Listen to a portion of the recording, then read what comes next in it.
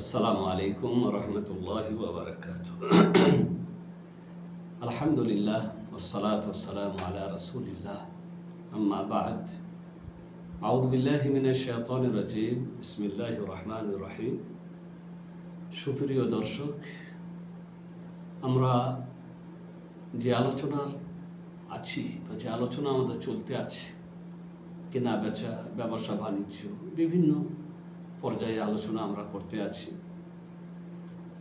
আমরা এ পর্যন্ত অষ্টম পর্ব পর্যন্ত আলোচনা করেছি। গত পর্বে সুদ খাওয়া, সুদের ব্যাপারে কোরআন ও হাদিসে কী নিষেধাজ্ঞা আমাদের জন্য এসেছে, এ নিয়ে আমরা আলোচনা করেছি। আজকে দুটো সতর্ক বার্তা, সাবধানতা, মুসলিমদেরকে সাবধান করার দুটি সতর্ক বার্তা। এক নম্বর হচ্ছে ব্যাংক সম্পর্কে। বর্তমানে বিশ্বে যত ব্যাংক পাওয়া যায়, সমস্ত ব্যাংক সুদে জড়িত, মানে সুদের কারবার করে। বরং বলা যায় সুদের ওপরই ব্যাংক যেন প্রতিষ্ঠিত, মানে ব্যাংক প্রতিষ্ঠিত হয়েছে এই সুদের জন্যই, সুদি কারবারের জন্যই ব্যাংকে প্রতিষ্ঠিত হয়েছে। কোনো এমন ব্যাংক পাওয়া যায় না যে ব্যাংক সুদবিহীন, যাতে সুদ নাই, এরকম কোনো ব্যাংক পাওয়া যায় না। তাই মুসলিমদের জন্য জায়েজ নয় যে তারা এই সমস্ত সুদী ব্যাংকের সাথে জড়িত হবে বা সুদী ব্যাংকে কোনো লেনদেন করবে। তবে যদি নিত্য প্রয়োজন, নিরুপায় অবস্থা হয়, যেমন এক দেশ থেকে আর এক দেশে টাকা পাঠানো, উপায় নেই, এরকম ব্যাংকেই দিতে হবে বা এরকম ব্যাংকের মাধ্যমেই পাঠাতে হবে টাকা। আমি বিদেশে আছি, আমার টাকা পাঠাতে হবে দেশে, আর দেশে কোনো এমন ব্যাংক নেই যে ব্যাংক ইসলামী ব্যাংক বিনা সুদের, তখন আমাদেরকে নিরুপায় হয়ে এরকম ব্যাংকের মাধ্যমেই টাকা পাঠাতে হয়। তো এখন এই সমস্ত সমস্যার কারণে মুসলিম ভাইদের উচিত, সৎ, নেক, দিনদার, আমানতদার মুসলিম ভাইদের উচিত যে তারা এমন একটি ইসলামী ব্যাংক করবে, যে ব্যাংক সুদ থেকে এবং সুদি কারবার থেকে অনেক দূরে থাকবে।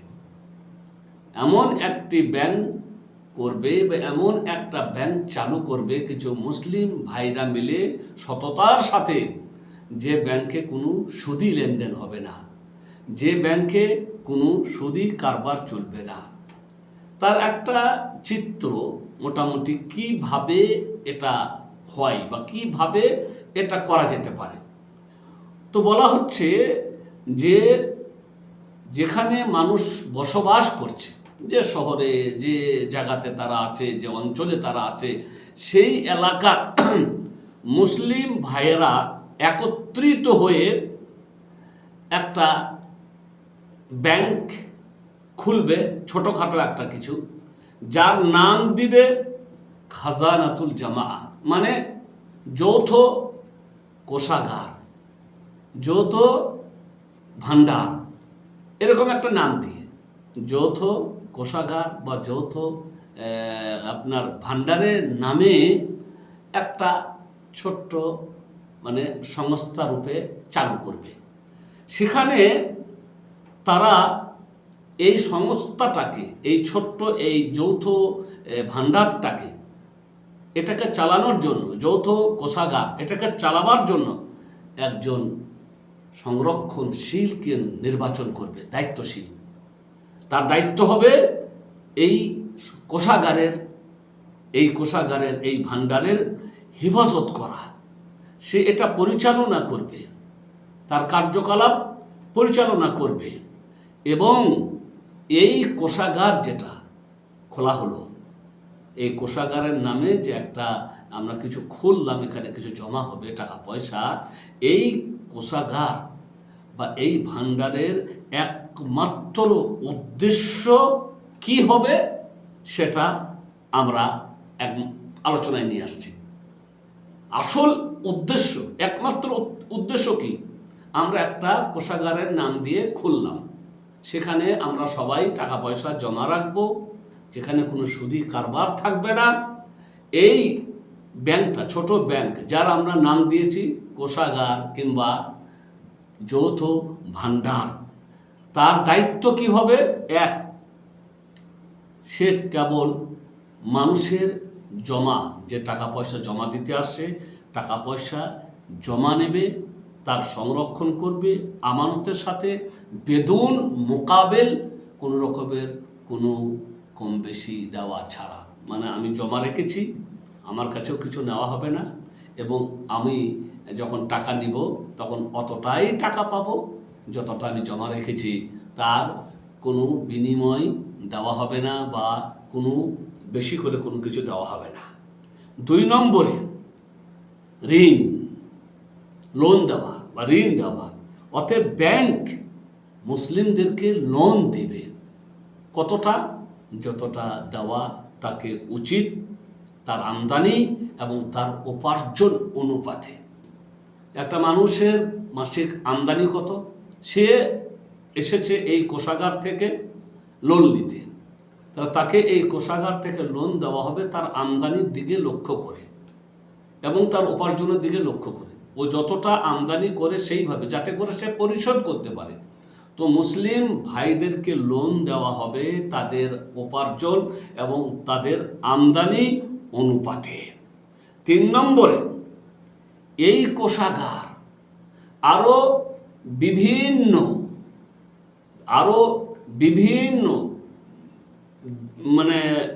বিভিন্ন ব্যবসা বাণিজ্যতে শরিক হবে।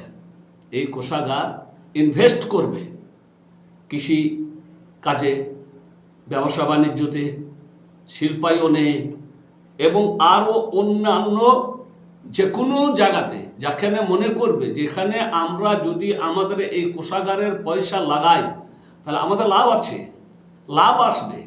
তো এই কোষাগারের এটাও জায়েজ আছে যে তারা এই কোষাগারের টাকা, এই ভাণ্ডারের টাকা লাগাবে বিভিন্ন ময়দানে। সেটা কৃষিকাজের জন্য হতে পারে, কিংবা শিল্পায়নও হতে পারে, কিংবা অন্যান্য বাড়ি বিল্ডিং তৈরি করা, বিভিন্ন কনস্ট্রাকশনের যে সমস্ত ব্যবসা বাণিজ্য হয়, এই সমস্ত জায়গাতে লাগাবে, যেখানে তাদের কাছে এ কথাটা নিশ্চিত হবে যে এখানে আমাদের কোষাগারের লাভ আছে।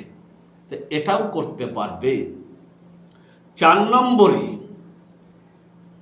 মুসলমান ভাইদের যারা অনেক বিদেশে কাজ করছে, তাদের পয়সাকে দেশে পাঠিয়ে দেবে যদি ওই দেশে তাদের ব্রাঞ্চ থাকে। তাহলে কোনো রকমের কোনো লেনদেন ছাড়া, মানে কোনো রকমের কোনো পারিশ্রমিক ছাড়াই তাদের পয়সাকে তাদের দেশে পাঠিয়ে দেবে, যদি ওই দেশে, যে দেশে পাঠানো হচ্ছে সেই দেশে এই কোষাগারের কোনো ব্রাঞ্চ থাকে। 5 নম্বর কাজ হবে কোষাগারের বা কোষাগারের যারা দায়িত্বশীল, তাদের প্রত্যেক বছরের শেষে তারা হিসাব করবে। এবারে বিভিন্নভাবে তারা কাজে লাগিয়েছে পয়সাকে, ব্যবসা বাণিজ্যতে লাগিয়েছে, তারপরে আপনার কি বলে শিল্পায়নে লাগিয়েছে। এই সব কিছু করার পরে বছরের শেষে তারা হিসাব করবে। হিসাব করার পরে যে লাভ আসবে, সেই লাভকে যারা শরিক হয়েছে, যেমন পরিমাণ দিয়ে শরিক হয়েছে, যে যেমন পরিমাণ দিয়েছে তাকে তার পরিমাণ অনুপাতে ওই লাভ্যাংশ দেবে।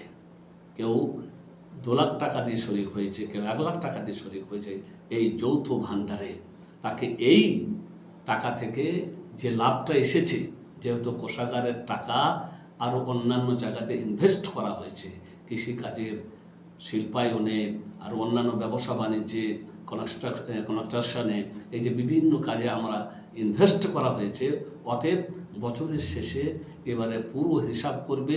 হিসাব ক্লিয়ার করার পরে যে লাভটা আসবে সেই লাভটা যারা যতটা পরিমাণে শরিক হয়েছে তাদেরকে সেই অনুপাতে লাভ্যাংশ দেবে।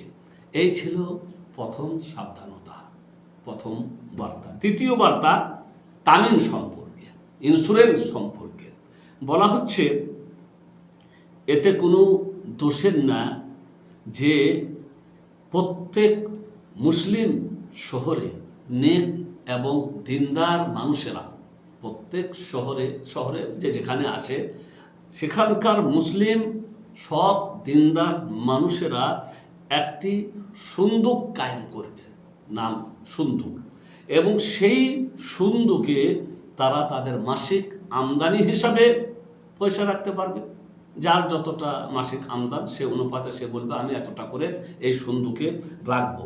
কিংবা সকলে একটি কথার উপরে ঐক্যবদ্ধ হবে যে প্রত্যেক ব্যক্তি একটি নির্দিষ্ট পরিমাণ জমা করবে এবং সবাই সমান সমান হবে।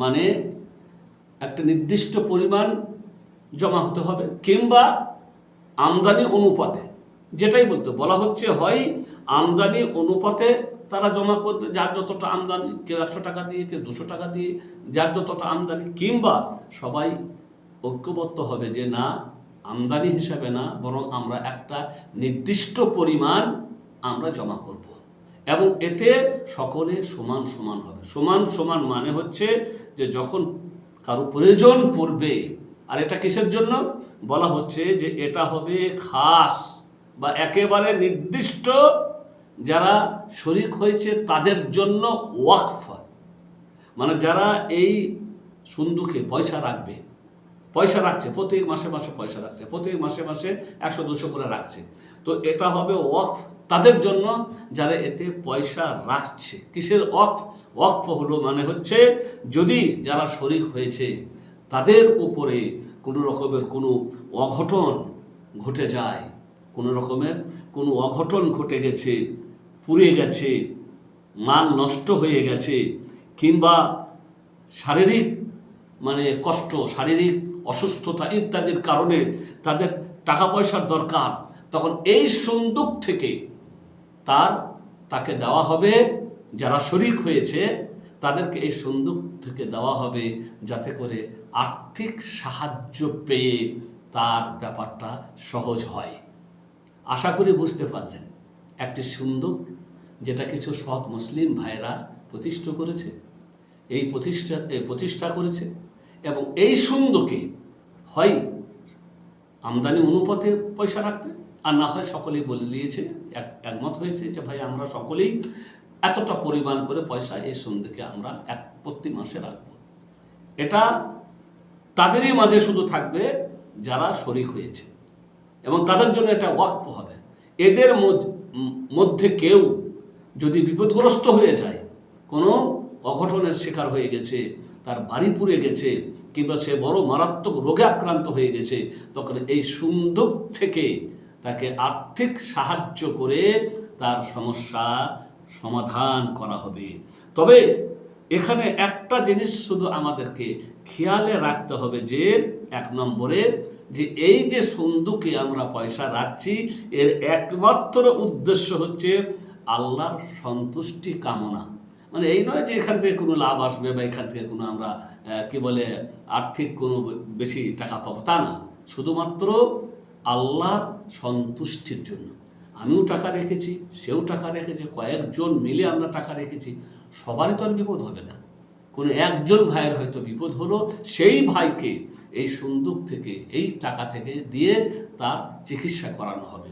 তাই 1 নম্বরে এতে উদ্দেশ্য হতে হবে আল্লাহর সন্তুষ্টি কামনা, কারণ এতে যারা শরিক হবে তারা অবশ্যই সওয়াব পাবে ইনশাআল্লাহ তাআলা। অনুরূপভাবে যাদেরকে দেওয়া হবে, যারা অঘটনের, যারা বিপদের শিকার হবে, তাদের জন্য নির্দিষ্ট করে বলে দেওয়া হবে যে এতটা পরিমাণ সাহায্য সুন্দুক করবে। এই নয় যে যত খরচা হবে ততই করবে, না, বরং একটা নির্দিষ্ট পরিমাণ ঠিক করে নেবে যে কেউ কোনো সমস্যায় পড়লে এই সুন্দুক থেকে এতটা পরিমাণ দেওয়া হবে। এবং সকলের জন্য এটা সমান সমান হবে, এই নয় যে কাউকে বেশি দেওয়া হবে বা কাউকে কম দেওয়া হবে। তৃতীয়ত এতে কোনো বাধা নেই যে এই সন্দুকের টাকাকে অন্যান্য ব্যবসার কাজে ইনভেস্ট করা। সন্দুকের টাকা জমা হয়েছে, যদি কেউ চায় বা যারা যারা শরিক আছে তারা এই সন্দুকের টাকাকে আপনার অন্যান্য ব্যবসার কাজে কি করতে পারে, ইনভেস্ট করতে পারে, কারণ তাদের নিয়ত হচ্ছে সৎ। এই ব্যবসার কাজে ইনভেস্ট করলে তাতে থেকে যদি কোনো লাভ আসে সে টাকাও কাজে লাগবে, যারা বিপদগ্রস্ত তাদেরকে সাহায্য করা যাবে। তো এই দুটি বার্তা আজকে মুসলিম ভাইদের জন্য দেওয়া হলো। আশা করি আমরা বুঝতে পারলাম। আল্লাহ রাব্বুল আলামিন আমাদেরকে তৌফিক দান করুন। ওয়াসাল্লাল্লাহু আলা নবিয়িনা মুহাম্মদ ওয়া আলা আলিহি ওয়া সাহবিহি আজমাইন।